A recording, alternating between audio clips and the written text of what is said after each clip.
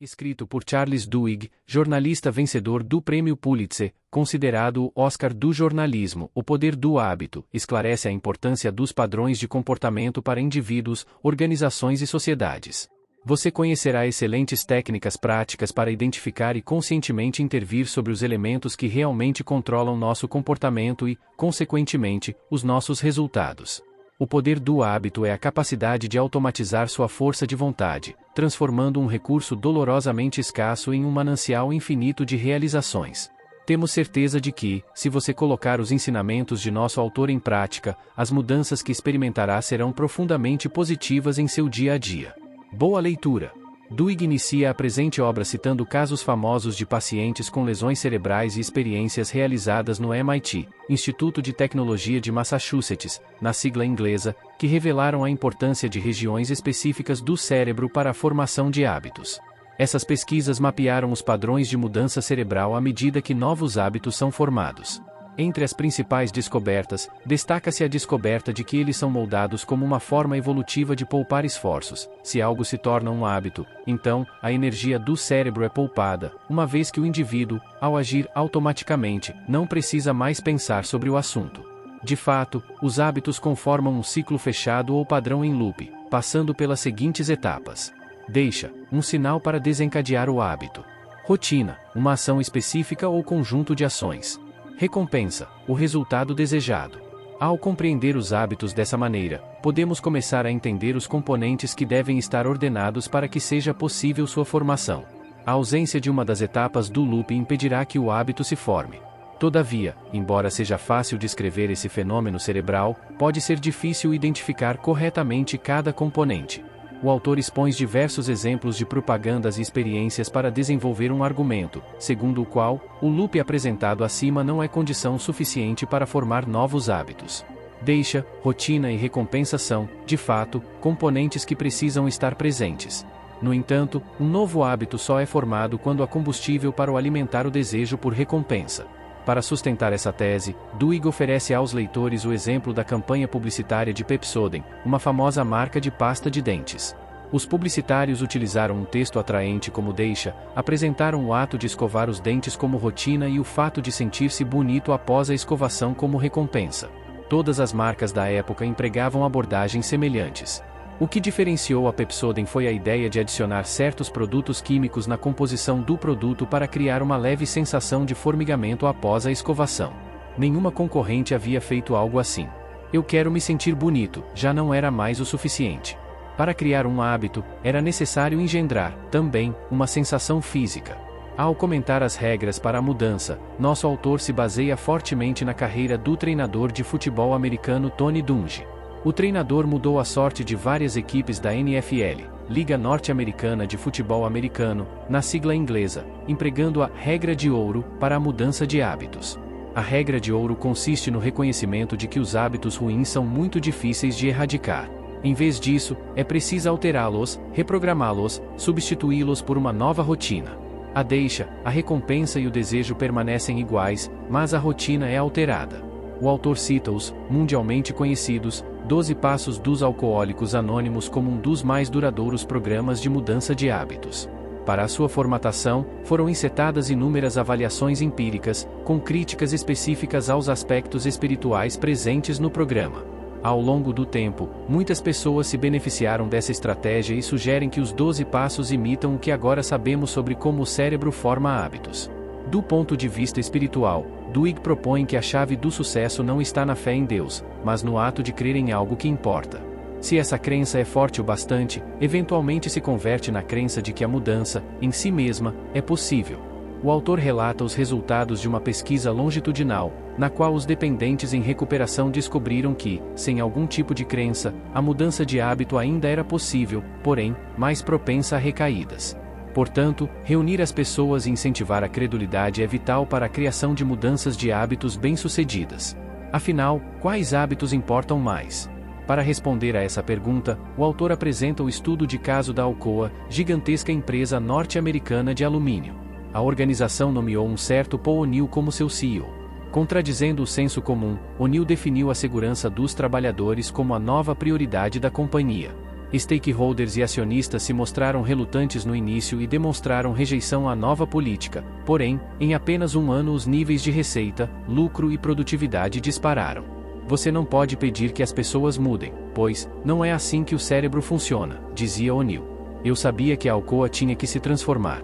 Então, decidi começar focando em apenas uma coisa. Se pudéssemos eliminar, pelo menos, um hábito, isso se espalharia por toda a empresa. Dito e feito. O sucesso não depende de obter todas as coisas funcionando perfeitamente, mas, em vez disso, depende de escolhermos uma ou duas prioridades, trabalhar nelas e as utilizar como poderosas alavancas ou pequenos sucessos que, por sua vez, estabelecem o cenário ideal para que novos pequenos sucessos aconteçam. O hábito do sucesso, na abordagem da Starbucks, empresa multinacional proprietária da maior rede de cafeterias do mundo, consiste em treinar a força de vontade. Aparentemente, muitos estudos identificaram que a força de vontade, o autocontrole e a autodisciplina são os hábitos mais importantes para o sucesso individual. Pesquisas científicas voltadas à compreensão da força de vontade em jovens e crianças encontraram uma clara relação entre os hábitos citados e o sucesso escolar e acadêmico. Os cientistas chegaram à conclusão de que a autodisciplina tem um efeito maior do que o QI, quociente de inteligência, para o bom desempenho escolar. Portanto, é fundamental tornar a força de vontade um hábito em nossas vidas. Ao saberem disso, os gestores da Starbucks passaram a treinar a autodisciplina de seus funcionários para oferecer uma melhor qualidade no serviço e no atendimento aos seus clientes. Felizmente, a força de vontade pode, e deve, ser aprendida. E como os líderes criam hábitos? O Rhode Island Hospital contava com muitos hábitos ruins. Isso se tornou evidente a partir da realização de uma série de cirurgias e outros procedimentos incorretos, além de erros presentes no ambiente de trabalho. Nosso autor utiliza esse exemplo para destacar que não há organizações sem hábitos. A diferença está apenas no fato de que, em umas, os hábitos foram deliberadamente projetados e, em outras, foram criados espontaneamente e sem previsão. Todavia, no calor de uma crise, os líderes podem eliminar os hábitos indesejáveis e substituí-los por práticas virtuosas. Um estudo econômico seminal realizado por Nelson e Winter, renomados professores da Universidade de Yale, descobriu que, a despeito da aparente racionalidade organizacional de muitas organizações, a maioria é guiada por hábitos orgânicos de longa data, formados por milhares de interações e decisões independentes de seus funcionários. Para esses autores, os hábitos são, na prática, as tristes escolhas silenciosas que atenuam a rivalidade de uma constante luta por poder e sucesso que ocorre no interior das empresas. O prolongamento indefinido desse cenário pode acarretar danos irreversíveis. O líder deve, então, aproveitar esses momentos de crise para criar novas rotinas de trabalho, gerando tréguas capazes de permitir que o trabalho seja feito. Obviamente, essas rotinas dependerão das características gerais de cada equipe de trabalho e das especificidades de cada empresa. Somos responsáveis pelos nossos hábitos? 2 estudos de caso formam a resposta do nosso autor a esse importante questionamento. O primeiro diz respeito aos problemas crescentes em torno de alguém que se tornou jogador compulsivo. O segundo é constituído por meio da observação do caso de um homem que assassinou sua esposa durante uma noite em que foi acometido de terror noturno. O hábito do homem viciado em jogos de azar cresceu lentamente ao longo dos anos. Inicialmente, ele tinha a sensação de que o vício era perfeitamente gerenciável. Porém, quando suas dívidas de jogo atingiram um valor considerável, o padrão em loop se fechou forte e verdadeiramente em torno de si. Os cassinos, notadamente, utilizam uma série de técnicas e diferentes estratégias para prender os jogadores. Nos Estados Unidos, por exemplo, o setor é mais lucrativo que nunca, à medida que, atualmente, sabem como explorar os hábitos. O caso do terror noturno foi encerrado na justiça, pois, ainda que fosse incontestável que o homem tivesse assassinado a esposa, ele mesmo não contestou isso em seu julgamento. O tribunal decidiu que ele não estava no pleno controle de suas ações. O autor compara ambos os casos e observa as semelhanças em termos de automação do cérebro. No entanto, uma distinção fundamental entre os dois é feita: o jogador poderia ter previsto o resultado de seu hábito.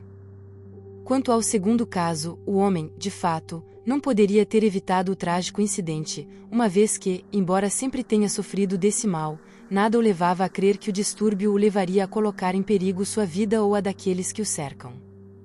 Dewey conclui essa interessante obra sugerindo que nossas vidas estão cheias de hábitos que sabemos que existem. E, ao compreendermos que eles podem mudar, alcançamos a liberdade e a responsabilidade de mudá-los. Mudar hábitos não é tão fácil quanto ler sobre eles. Todavia, é forçoso reconhecermos que não existe fórmula mágica. Como tudo mais na vida, para atingir esse objetivo são necessárias boas doses de empenho e dedicação. Lembre-se que as pessoas são diferentes umas das outras, portanto, seus hábitos também o são. Sendo assim, você deve identificar a sua rotina, experimentar diferentes formas de recompensa, isolar a sua deixa e, sobretudo, ter um plano voltado às suas características pessoais.